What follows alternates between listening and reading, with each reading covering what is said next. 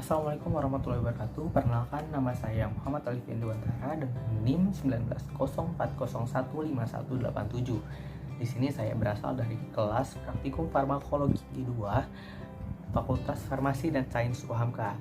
Di sini saya akan menjelaskan sebuah metode untuk membuat hewan uji mengalami hiperglikemia. Nah, sebelum kita menuju ke metodenya itu, di sini saya akan memberitahu atau mengulang kembali atau akan menjelaskan mengenai apa itu pengertian dari diabetes. Diabetes dinyatakan sebagai keadaan di mana terjadinya produksi urin yang melimpah pada seorang penderita. Nah, diabetes mellitus khususnya merupakan suatu penyakit yang melibatkan hormon endokrin pankreas, antara lain insulin dan glukagon. Di sana terjadi manifestasi utamanya mencangkup gangguan metabolisme lipid, karbohidrat, dan juga protein yang pada gilirannya merangsang kondisi hiperglikemia tersebut. Nah, kondisi hiperglikemia ini akan berkembang menjadi diabetes. Nah, patofisiologi diabetes mellitus dibagi menjadi dua, yang berdasarkan sekresi insulin endogen untuk mencegah munculnya ketoasidosis, yaitu yang pertama, diabetes mellitus tergantung insulin. Nah, atau bisa disebut dengan tipe 1. Yang kedua, diabetes mellitus tidak tergantung insulin atau bisa dibilang tipe 2. Nah, selanjutnya kita akan membahas model hewan coba tikus diabetes mellitus tipe 2. Nah, yang kita akan uji pada kali ini adalah tipe 2-nya. Nah, dengan metode atau dengan cara induksi diet tinggi fruktosa, di mana pas saat awal kita menentukan kelompok kontrol diberikan Aquades, sedangkan 3 kelompok perlakuan diberikan larutan fruktosa dengan konsentrasi berturut-turut, yaitu 2, 5, dan 9 gram per kilogram berat badan. Semua kelompok diberikan perlakuan secara integrastrik selama 56 hari. Jadi waktu yang kita perlukan adalah 56 hari. Nah, fruktosa yang digunakan merupakan senyawa defruktosa yang melebihi 99%. Nah, larutan fruktosa ini dibuat setiap 1 minggu sekali untuk menjaga kestabilan larutannya dan pemberiannya pada hewan berdasarkan pada berat badannya. Nah, larutan fruktosa ini dibuat dengan konsentrasi 20%, yaitu dengan cara melarutkan 20 gram defruktosa tadi ke dalam 100 ml Aquades. Nah, pemberian larutan fruktosa disesuaikan dengan berat badan hewan yang akan diuji masing-masing ya. Jadi nggak dikelompokkan. Nah, diberikan secara integristik selama 56 hari. Larutan fruktosa ini diletakkan pada botol kaca. Bagian luarnya dilapisi oleh aluminium foil untuk mencegah proses fermentasi. Nah, selanjutnya hewan coba sebanyak 32 ekor. Nah, dan hewan coba yang akan kita pakai adalah tikus putih tikus putih jantan strain Wistar pada awal penelitian dengan rincian 6 ekor hewan coba, dan diberikan tambahan 2 ekor untuk menghindari kemungkinan hewan itu mati pada saat penelitian. Digunakan pada setiap kelompok penelitian yang meliputi KD, K1, K2, dan K3. Namun jumlah hewan coba yang dipakai untuk pengumpulan data sebanyak 24 ekor yang diambil secara acak dengan jumlah 6 ekor hewan.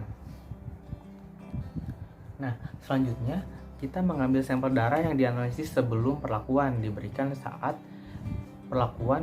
sampai hari ke-30, dan ketika perlakuan berakhir pada hari ke-56, sampel darah yang dianalisis sebelumnya diberikan atau ditujukan untuk melihat kadar glukosa darah normal pada hewan coba dan untuk memastikan bahwa hewan coba yang digunakan pada eksperimen memenuhi kriteria inklusi.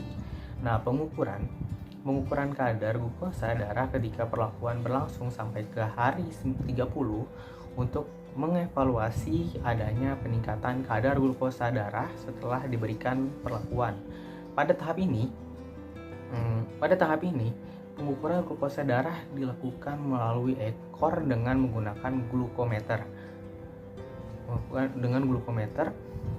yang sebelumnya telah dipanas yang sebelumnya telah dipuasakan selama 4 sampai 5 jam. Pada hari ke-56 setelah diberikan perlakuan, hewan coba dipuasakan kembali selama 4 sampai 5 jam. Kemudian dianestesi dengan menggunakan diethyl ether. Sampel darah dikumpulkan dengan segera untuk selanjutnya dianalisis menggunakan spektrofotometer UV. Nah, data yang dianalisis secara statistik dengan menggunakan one-way ANOVA. Sebelum diuji dengan one-way ANOVA ini, data terlebih dahulu diuji dengan Kolmogorov-Smirnov untuk mengetahui data terdistribusi dengan normal atau tidak. Jika terdapat perbedaan yang bermakna, maka untuk mengetahui perbedaan itu dilakukan menggunakan uji LSD.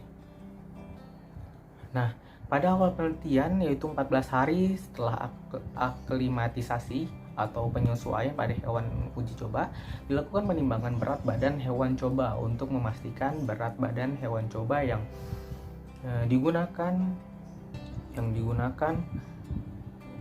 pada penelitian ini memenuhi kriteria inklusi. Nah, selanjutnya disebut sebagai BB awal, berat badan hewan coba ini yang selanjutnya akan dijadikan bahan pertimbangan penyesuaian dosis dan volume larutan fruktosa yang diberikan.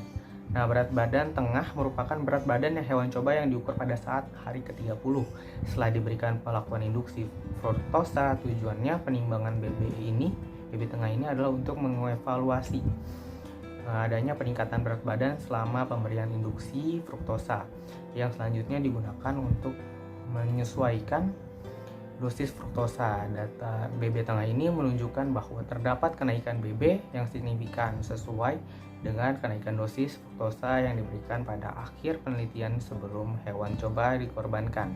Nah, berat badan ditimbang dan dinyatakan sebagai berat badan akhir untuk mengetahui BB hewan coba di akhir penelitian atau di hari ke-56.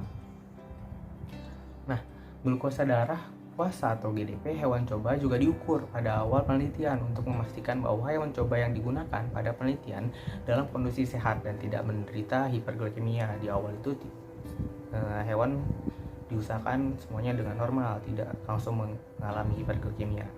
Nah, sebagai pertimbangan hewan masuk ke dalam kriteria inklusi, pada hari ke-30 GDP atau glukosa darah puasa diukur kembali dan dinyatakan sebagai GDP tengah untuk mengevaluasi adanya kenaikan glukosa selama pemberian induksi fruktosa. Pada hari ke-56 setelah pemberian induksi fruktosa, GDP diukur kembali.